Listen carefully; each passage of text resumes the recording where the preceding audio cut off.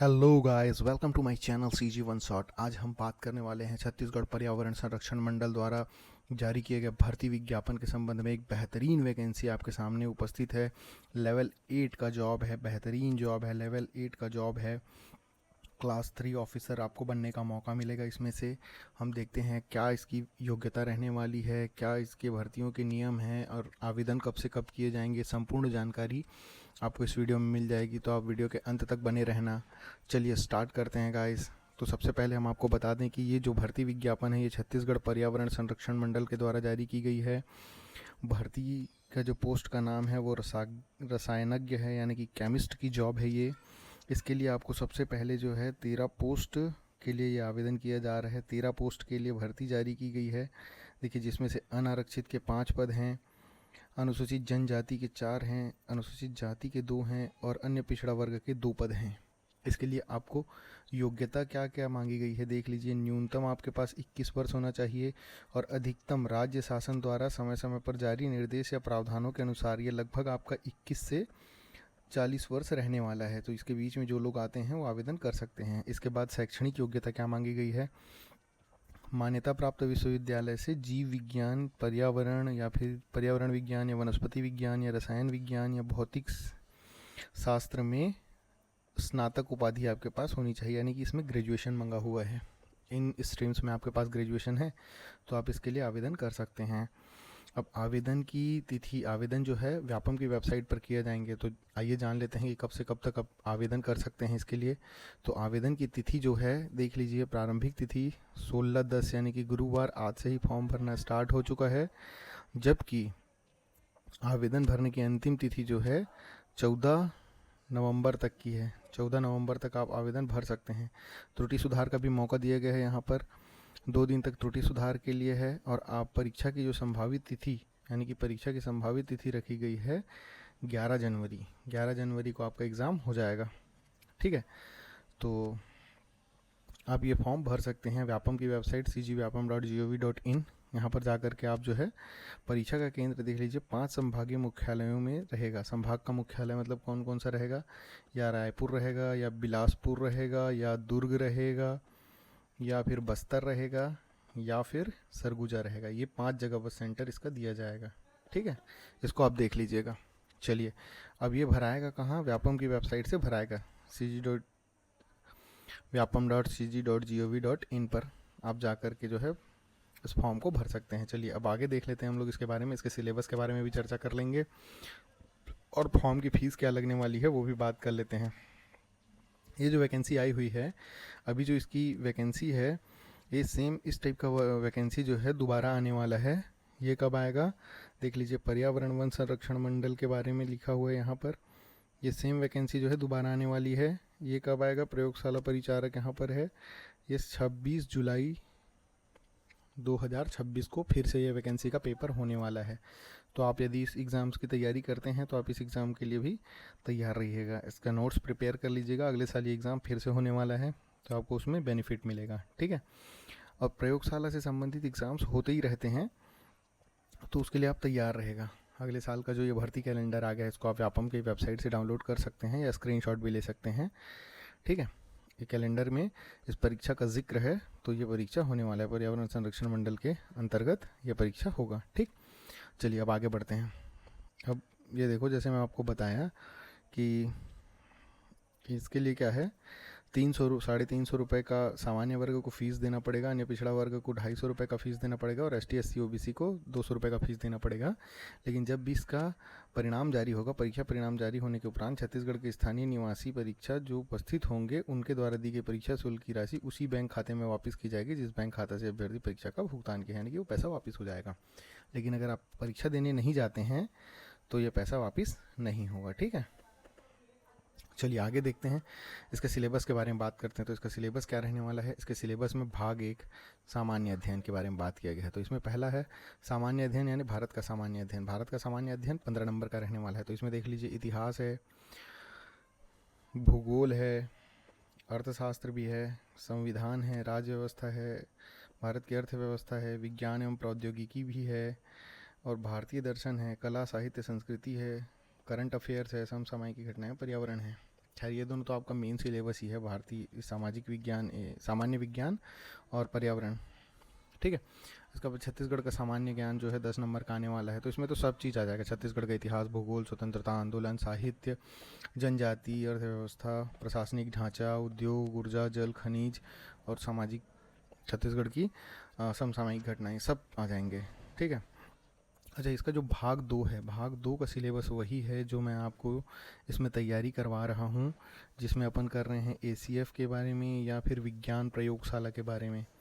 विज्ञान प्रयोगशाला, ये दोनों का सिलेबस मैं अच्छे से डिस्कस कर चुका हूँ अपने चैनल पर, आप देख सकते हैं। और ये सेम सिलेबस है जो आपका इसमें रसायनज्ञ के में भी मांगा गया है। और आने वाला जो भर्ती विज्ञापन है, जो जिसका एग्ज़ाम जुलाई 2026 में होने वाला है, उसका भी जो सिलेबस सेम ही रहेगा। ये जो विज्ञान का जितना भी एग्ज़ाम होता है, या प्रयोगशाला परिचारक हो, प्रयोगशाला सहायक हो, सहायक विज्ञान प्रयोगशाला हो, इस प्रकार के जितने भी लैब अटेंडेंट के पोस्ट रहते हैं जिसमें भौतिक, पर्यावरण और विज्ञान आता है, उसका सिलेबस लगभग सेम रहता है। इसकी चर्चा मैं पहले कर चुका हूँ, लेकिन आपके लिए इस वीडियो में मैं पूरा चर्चा कर देता हूँ, ठीक है। पर्यावरण के लिए देख लीजिए आप, पर्यावरण का सेक्शन उसमें नहीं है, बस पर्यावरण का सेक्शन इसमें न्यू है।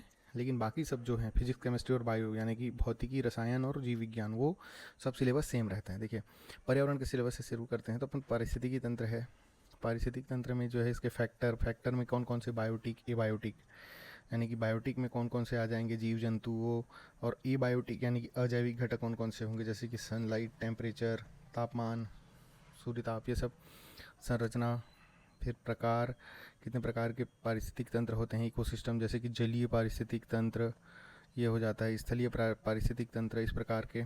इसका काम क्या होता है, जैसे टेम्परेचर वगैरह मेंटेन करने के लिए। फिर विभिन्न पारिस्थितिक तंत्रों का अंतर संबंध, अलग अलग, जैसे जल और स्थल का पारिस्थितिक संबंध में क्या अंतर संबंध है। जैसे कि आपको पता है कि मेढक जल और थल दोनों में रह लेता है, और थल में रहने वाले लोग जल वाले पारिस्थितिक तंत्र को कैसे प्रभावित करते हैं। समुद्र में जहाज है, ऑयल मिल जाता है, तो उसका पारिस्थितिक तंत्र पूरे प्रभावित हो जाते हैं, ये सब चीज़ है। फिर खाद्य श्रृंखला है, फूड चेन, फूड वेब, खाद्य जाल। खाद्य श्रृंखला खाद्य जाल से कैसे भिन्न है, ठीक है ना। खाद्य श्रृंखला 10% का नियम, जैसे कि टिड्डा को कौन खाता है, ठीक है, टिड्डा को मेंढक खाता है, मेंढक को कौन खाता है, मेंढक को सांप खाता है, सांप को कौन खाता है, तो सांप को बाज खाता है। ये इस प्रकार का जो है ना, ये फूड चेन है फिर, ठीक है। इसमें 10% का नियम पाया जाता है, ठीक है। चलिए आगे करते हैं। उत्पादकता ये पारिस्थितिक ऊर्जा, ये 10% का नियम जो बताया मैं अभी, ये है। फिर पारिस्थितिक तंत्र में ऊर्जा प्रवाह, पारिस्थितिक दक्षता, प्रजातियों की पारिस्थितिक अवधारणाएं, आवास और आला, पारिस्थितिक उत्तराधिकार, ये। फिर जैव विविधता एवं उसका संरक्षण, बायोडाइवर्सिटी एक्ट 2002 जो आया था, उसके बारे में। फिर अनुवांशिक प्रजाति के बारे में, पारिस्थितिक तंत्रीय जैव विविधता वर्गीकरण, इसके बारे में पहुँचना है। विनाशकारी उपयोग, उत्पादक, सामाजिक, नैतिक, वैकल्पिक दृष्टिकोण, वर्ल्ड वाइड में जैव विविधता का क्या है, ये सब चीज़ पूरे दिया हुआ है। फिर पर्यावरण प्रदूषण के बारे में आपको पढ़ना पड़ेगा, तो कौन कौन सा प्रदूषण है, तो वायु प्रदूषण है, जल प्रदूषण है, समुद्र प्रदूषण है, मृदा प्रदूषण है, ध्वनि प्रदूषण है, तापीय प्रदूषण है, नाभिकीय प्रदूषण है, नाभिक से जो रेडियो एक्टिव एलिमेंट निकलते हैं, वो सब चीज़। फिर ठोस अपशिष्ट प्रबंधन, सॉलिड वेस्ट मैनेजमेंट के बारे में आपको पढ़ना पड़ेगा। नगरीय क्षेत्र में कैसे सॉलिड वेस्ट को मैनेजमेंट किया जाता है, घरों से कूड़ा करकट का कलेक्शन और उसके बाद उसको ठिकाने लगाना, वो सब पढ़ना पड़ेगा। फिर उसके बाद प्राकृतिक आपदा प्रबंधन, आपदा प्रबंधन में क्या है, जैसे बाढ़ आ जाता है, भूकंप आ जाता है, चक्रवात आ जाता है, भूस्खलन है, ये सब चीज़ का मानव और जनसंख्या पर प्रभाव, ये सब चीज़ आपको पढ़ना पड़ेगा। फिर जलवायु परिवर्तन, ये तो हॉट टॉपिक है, इसको तो पढ़ना ही पड़ेगा। पर्यावरण पढ़ रहे हो मतलब इसको आप छोड़ नहीं सकते हो, ठीक है। जैसे कि ग्रीन हाउस गैस हैं, ग्लोबल वार्मिंग, ओजोन छिद्र, ये सब चीज़। तो कौन कौन सी गैसें ग्रीन हाउस गैस है, कौन सी नहीं है, ये सब तो व्यापम का फेवरेट टॉपिक है, इससे बार बार क्वेश्चन आते रहता है, ठीक है। आप लोग अगर डिमांड करोगे तो मैं पर्यावरण की लेक्चर सीरीज़ भी आपके लिए ले आऊँगा। पहले से ही मैं जो है फिजिक्स, केमिस्ट्री और बायो को पढ़ा रहा हूँ, आप देख सकते हैं लेक्चर जाके, ठीक है। फिर ये पर्यावरण संरक्षण में राष्ट्रीय कानून एवं अंतर्राष्ट्रीय सम्मेलन, ये सब चीज़ है। ये देखो, जल प्रदूषण अधिनियम 1974 में जो आया था, उसके कुछ कुछ प्रावधान, 1981 के प्रावधान। वायु प्रदूषण अधिनियम, ये सब कब आया था, स्टॉकहोम कन्वेंशन 1972, वियना कन्वेंशन 1975। ये मॉन्ट्रियल प्रोटोकॉल किससे संबंधित है, बार बार आता है। ब्रंटलैंड कमीशन के बारे में पूछा जाता है। पृथ्वी शिखर सम्मेलन, ग्लोबल अर्थ समिट जो होता है ना, उसके बारे में पूछा जाता है। Rio+20 क्या है, जलवायु परिवर्तन, ये सब काफ़ी लंबा चौड़ा सिलेबस दिया हुआ है, ठीक है। फिर आते हैं टेक्नोलॉजी के पार्ट में। टेक्नोलॉजी जो है आपका 15 नंबर का आने वाला है। तो टेक्नोलॉजी में क्या है, विज्ञान एवं प्रौद्योगिकी की राष्ट्रीय नीति एवं नीतियों में समय समय पर होने वाले परिवर्तन, प्रौद्योगिकी के उद्देश्य, भारत का अंतरिक्ष कार्यक्रम, इसमें इसरो वगैरह का जो है डिटेल अध्ययन, जो पहले इनको पार था, बाद में इसरो हो गया, 15 अगस्त 1969 को इसरो बना, ये सब आता है। फिर कृषि के क्षेत्र में जो हम लोग सैटेलाइट भेजे हैं, कृषि में क्या हेल्प कर रहे हैं, वो सब आएगा। ग्रामीण विकास कार्यक्रम में जो है उसका क्या योग हो रहा है। फिर ये कंप्यूटर का आधारभूत संरचना में जानकारी मांगी गई है, वही है इनपुट आउटपुट डिवाइस से क्वेश्चन आते हैं, इसमें बहुत सारे क्वेश्चन आते रहते हैं। फिर संचार एवं प्रसारण, कंप्यूटर, आर्थिक वृद्धि एवं सॉफ्टवेयर का विकास, आईटी का अनुप्रयोग, ये सब हैं।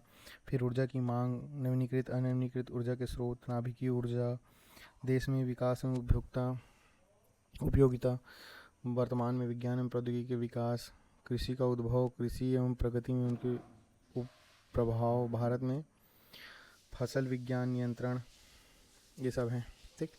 उसके बाद रसायन विज्ञान, केमिस्ट्री का जो है वो है, देखते हैं केमिस्ट्री में वो सब जो सिलेबस मैं आपको बता चुका हूँ ऑलरेडी, इसका सिलेबस डिस्कस किया हुआ है, आप जाके देख सकते हो, पूरा डिटेल में इसकी चर्चा की गई है।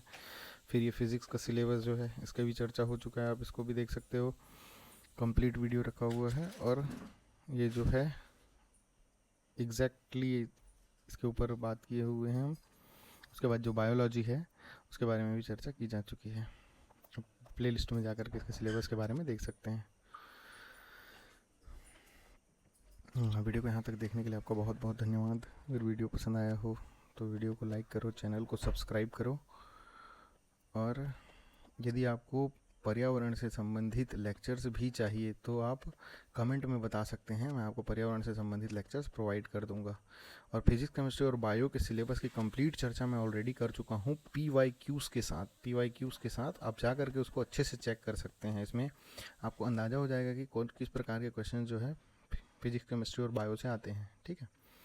और ये लैब अटेंडेंट या ACF, इससे संबंधित जितने भी पोस्ट आते हैं इसके लिए जो है आप मेरे चैनल को फॉलो कर सकते हैं। धन्यवाद।